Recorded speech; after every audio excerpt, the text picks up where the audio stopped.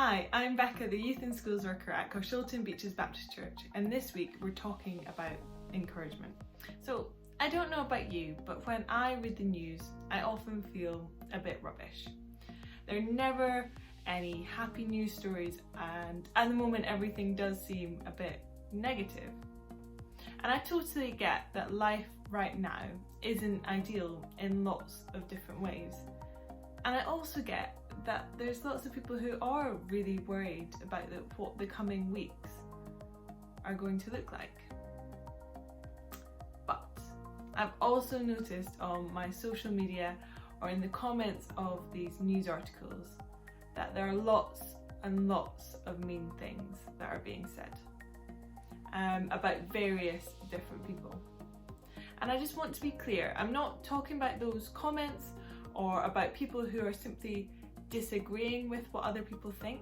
I'm not talking about people who are saying that they disagree with what is going on in the news, but I am specifically talking about those mean comments that could be really hurtful. And whether we are talking in person to someone we know or we're making a comment online about someone who we've never met, the Bible says in Ephesians chapter 4 that when we speak the truth in love, that's when we mature and grow in our faith. So this means that when your brother or sister is totally winding up, or you hear about something horrible that someone on the news has done, it's not our role to turn around and call them every name under the sun. It's not our role to say horrible things about them or to them. But it also means that it's really important that we do tell the truth. That when we do see injustice, when we see stuff going on in the news that just isn't right, that we don't ignore it either. So for instance, with your annoying sibling, this might mean that you tell your parent or guardian, or you clearly say to them, actually, this is something that is irritating me, please can you stop? Or if there's things going on in the news that we're finding frustrating, then there is an option of signing a petition or raising our concern with an MP.